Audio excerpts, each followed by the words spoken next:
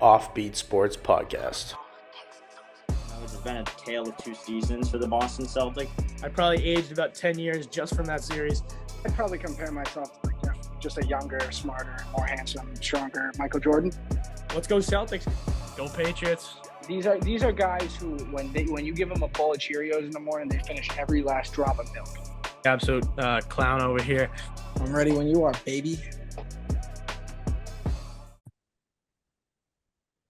All right, everybody, welcome back to the OffBeat Sports Podcast. As today we are joined once again by former guest Pete DeBoer, head coach of the Dallas Stars. So thanks for joining us, Coach. Yeah, happy to be here. I feel like I'm a regular with you guys. Yeah, we're gonna have to make this a regular thing. Yeah. So in this past spring's playoffs, you officially set the record for most Game 7 wins without a loss in NHL history when you guys took down your former team, the Vegas Golden Knights, to get to a career record of 8-0 in Game 7s, which is very impressive. So how did winning this emotional series feel for you, and what does holding this record mean to you? Yeah, great question. This was probably the most special of the Game 7s I coached, just because of the history, having coached in Vegas prior to my stop in Dallas, Vegas beating us the year before in the playoffs and then going on to win the Stanley Cup. And then, the way we ended up winning the conference, finishing second in the President's Trophy race, and then drawing Vegas in the first round, because essentially they had injuries all year. I actually think their roster was probably better than the Stanley Cup team the year before and deeper once they got healthy for the playoffs. So it was a really tough draw in the first round. There was a lot of emotion involved, and then getting down 2-0 in that series, to be able to come back and win Game 7 and advance, was probably the best Game 7 moment of those 8 that I've coached in. But they've all got great memories because, we've moved on in all those situations. And I don't have an explanation for that. The players obviously are the ones that win the games. But it sure is nice in that environment, being on the right side of it those 8 times. Yeah, so kind of touching back on last year's playoffs, you guys made the Western Conference Finals and went up against the Edmonton Oilers. And obviously they got a lot of good players on that team, like Leon Draisaitl and Stuart Skinner. But what was it like having a game plan for a player like Connor McDavid, one of those elite all-time great players? Yeah, he's really, really special and really tough to defend because he's so dynamic. You can be he scored a goal in Game 5 that probably decided the series. Even though we lost Game 6, we outplayed them badly, could have won. But Game 5 was in Dallas. I thought we could have grabbed hold of the series at that point. He scored a power play goal where all 4 of our guys are in the right spot. He just, danced and dove between 2 or 3 guys and scored a goal that probably nobody else in the world can score to put his team up and put us in a hole. And that's what great players do. So you can game plan all you want against a guy like that, but a lot of times he's going to find a way. And I was still disappointed that despite the fact we knew he was going to score some goals, that we couldn't advance there. I think our road to get there was so tough. With the Vegas series having to come back, being down 2-0 and going 7 games, and then getting Colorado in the second round, which, a lot of people thought, they were on their way to another Stanley Cup after the way they went through Winnipeg in round 1. It was just a really tough road to get there. And, I don't want to make excuses, but I think we might have ran out a little bit of gas at the end. Yeah, so as Aiden just mentioned, you guys made that run to the Western Conference Finals. So how do you hope to build off of that and maybe this season make the Cup and possibly win it for the first time in your career? Yeah, well, every year you try and get a little bit better, right? We look at, why did we lose at the end of the day, and what did we do to get to the Final Four that we did well, that we want to keep. And, I think for me, obviously special teams. I thought our special teams during the regular season were outstanding. I thought for the first two rounds of the playoffs, they were very good. But then we got against Edmonton, and Edmonton's PK, I thought was the deciding factor in the series.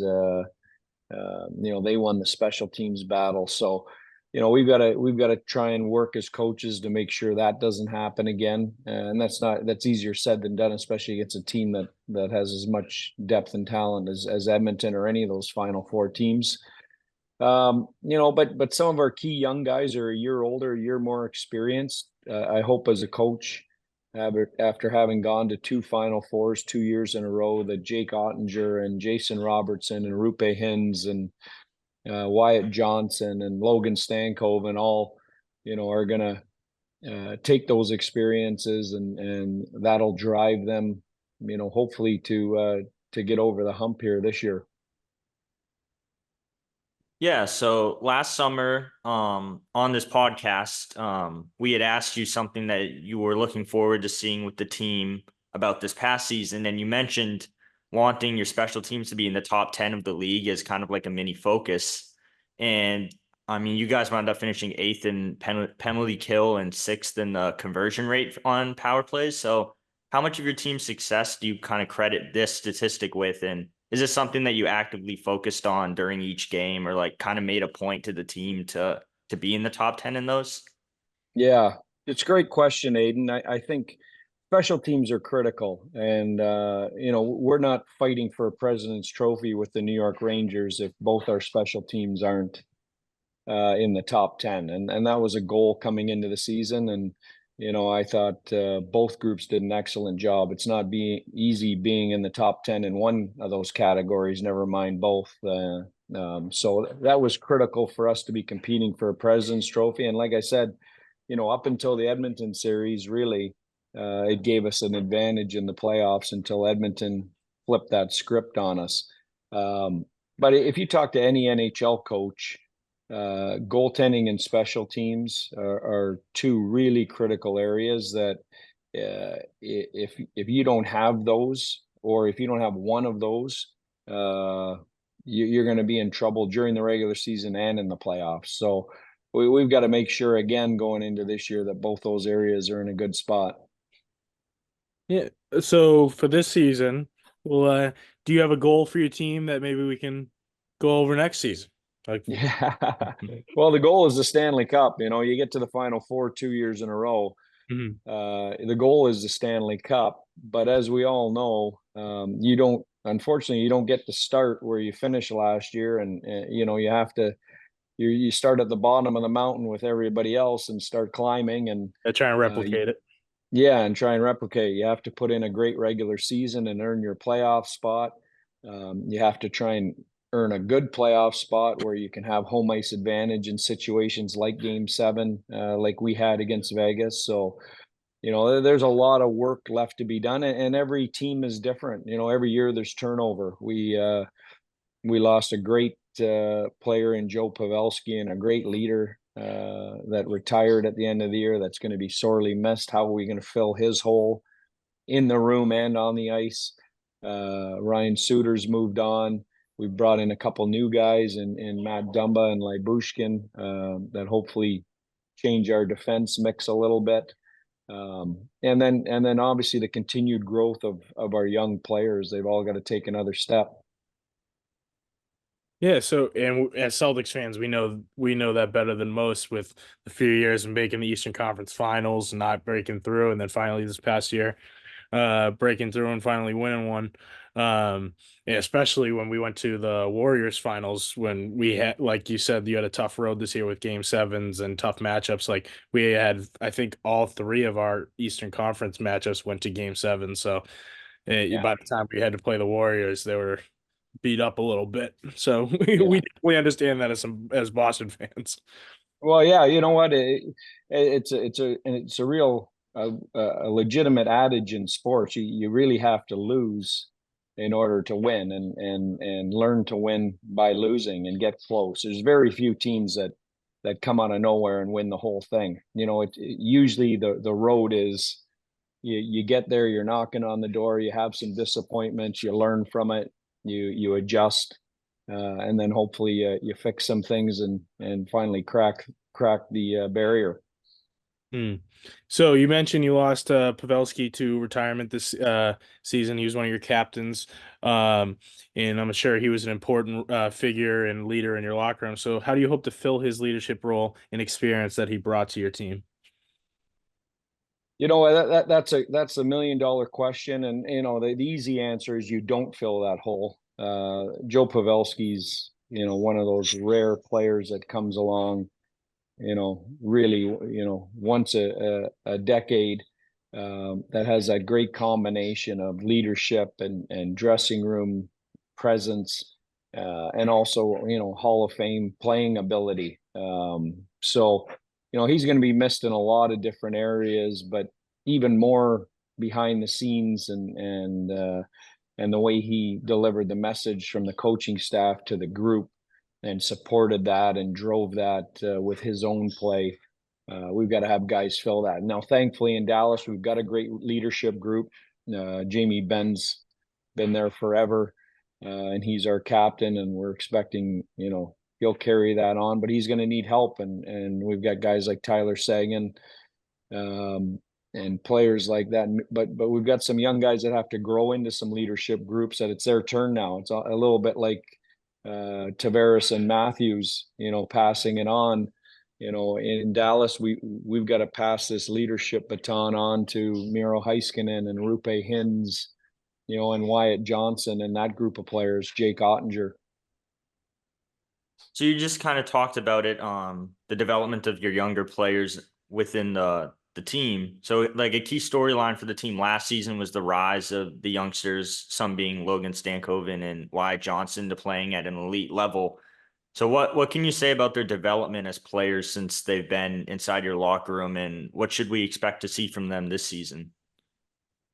Yeah, these guys are exceptional young players, but having said that, they did it the right way. They both, those two guys, and I would put Thomas Harley in that category too, young defenseman for us.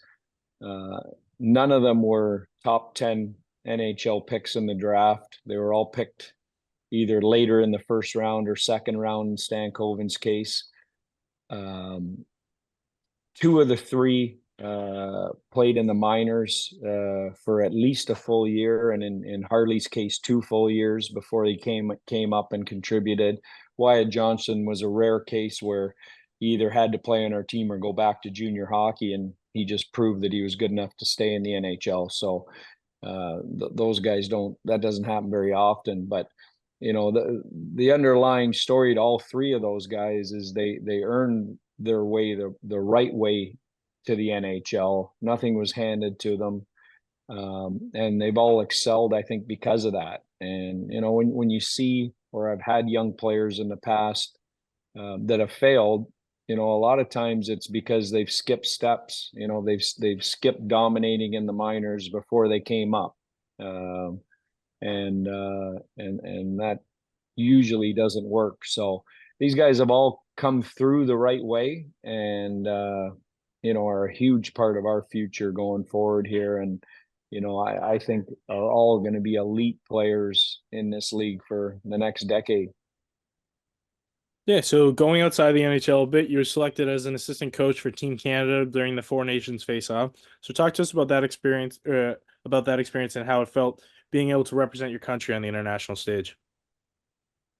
Yeah, well, anytime your country calls, you run to the phone to answer it. It's some of the best experiences I've had as a coach. Someone told me today, I was speaking to them, this is my 10th time representing Canada on one of these teams. So going all the way back to under 17, under 18, World Junior, World Championship.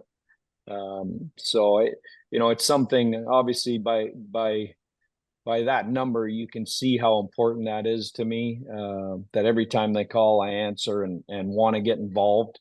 I think every opportunity I've gone to do that, it's made me a better coach, working with the best players in the world, working with the other best coaches in the world and in Canada.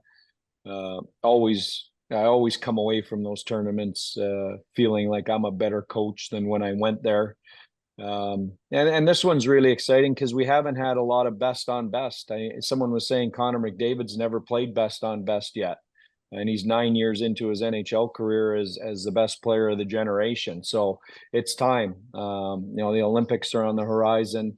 This is kind of the first step towards that.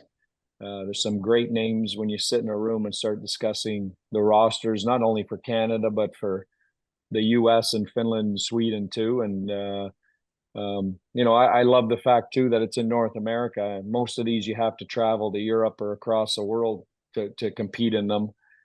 This is going to be in Montreal and Boston, two of my favorite cities. So I'm excited about it. Yeah.